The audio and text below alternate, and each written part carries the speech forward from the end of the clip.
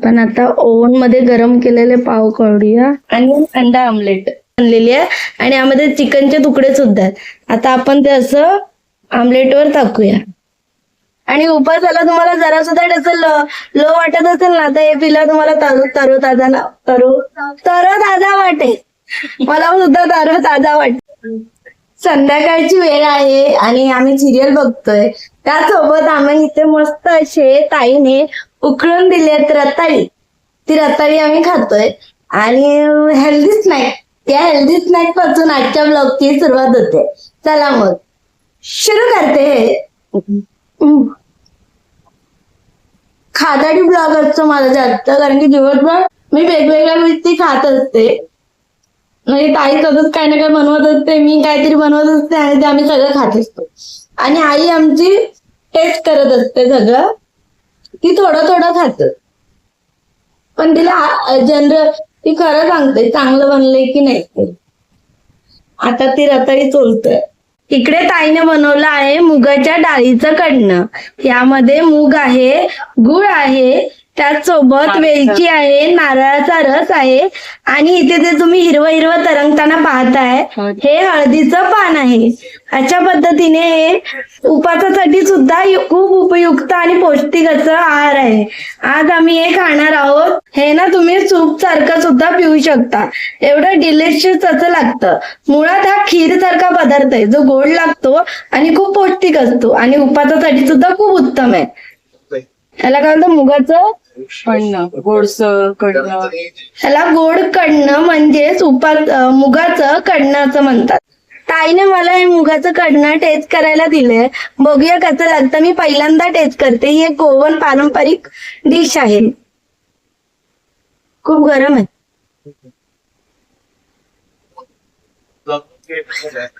एकदम मस्त लागतं. एकदम खीर असते ना तसं लागतं आणि ना त्याच्यामध्ये साखर नाहीये, गुळ टाकले त्यामुळे खूप चांगले.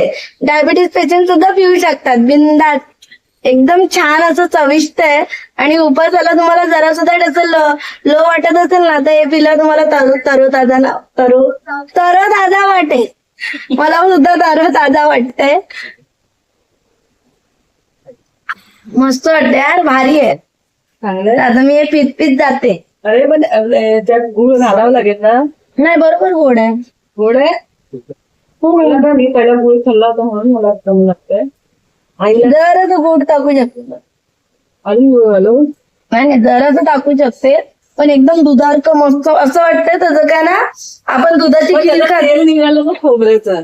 हा काय हे बघा ह्याच्यामध्ये खोबऱ्याचं तेल सुद्धा निघाले बघा.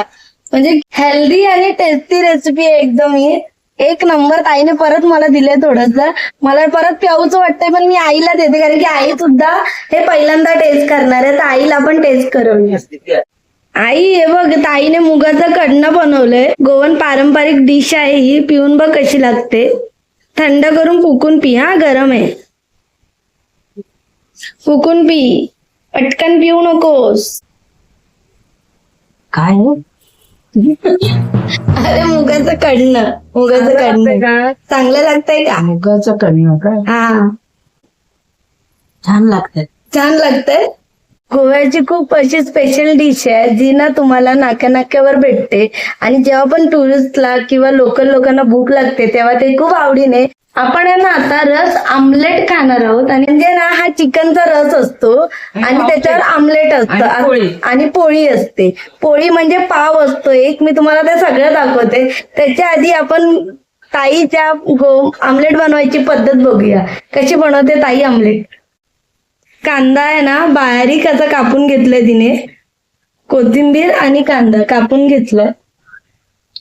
त्यामध्ये थोडस ती मीठ टाकते.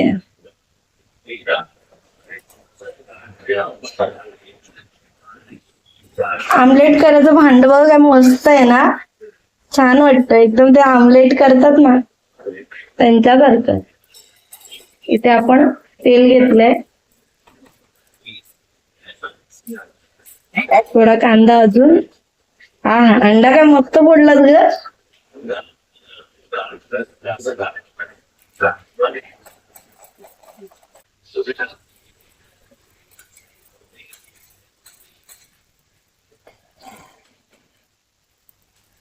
एकदम बारीक असा कांदा कापलाय तिने, खूप सारा कांदा, आणि त्यामध्ये मस्त अंडा फोडलाय आणि आमलेट बनवलं. बघा डेंजर खतरनाक आमलेट, पण छान दिसत एकदम.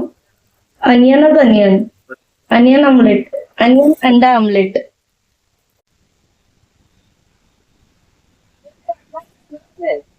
आपण आता ओव्हन मध्ये गरम केलेले पाव काढूया. याला बोलतात पोळी.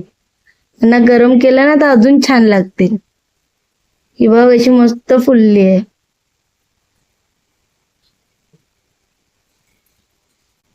या सगळ्या पोळ्या मस्त गरम झालेल्या आहेत ओव्हन मध्ये. हे घ्या. खाऊ वाटत, ती पण बस खाली आहे ना. गोव्याचं स्पेशल रोज आमलेट आपण आता खाणार आहोत. तर त्याच्यासाठी इथे आमलेट आहे. आता आमलेटवर आपण रस घेणार आहोत, जो चिकन पासून बनलेला आहे. हा अशा पद्धतीचा रस असतो आणि हा मस्त असं बघा एकदम घट्ट सुकं खोबरं आणि ओलं खोबरं मिक्स त्यापासून याची ग्रेव्ही बनलेली आहे. आणि यामध्ये चिकनचे तुकडे सुद्धा आहेत. आता आपण ते असं आमलेटवर टाकूया. कांदा आणि लिंबू घालून आता यावर आपण कांदा टाकूया वरती हा असा, आणि लिंबू पिळूया.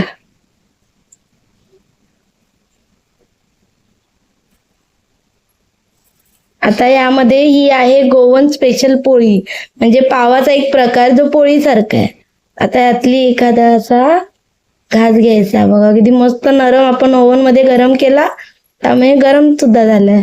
आणि आपण आता अंडा आणि या रसाचा एक घास घेऊया मस्त असा. सगळं खा ना आमलेट. आमलेट सगळं खा.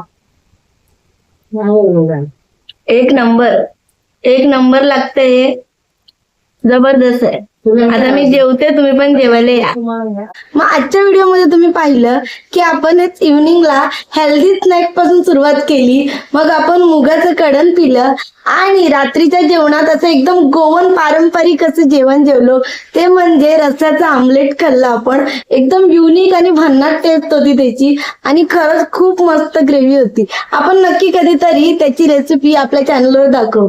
जर असे छान छान नवीन नवीन व्हिडिओ तुम्हाला बघायला आवडत असतील तर नक्की चॅनलला सबस्क्राईब करा, आणि हा व्हिडिओ आवडला असेल तर नक्की लाईक करा. आपण भेटूया पुढच्या एका नवीन ब्लॉग मध्ये. तोपर्यंत बाय बाय.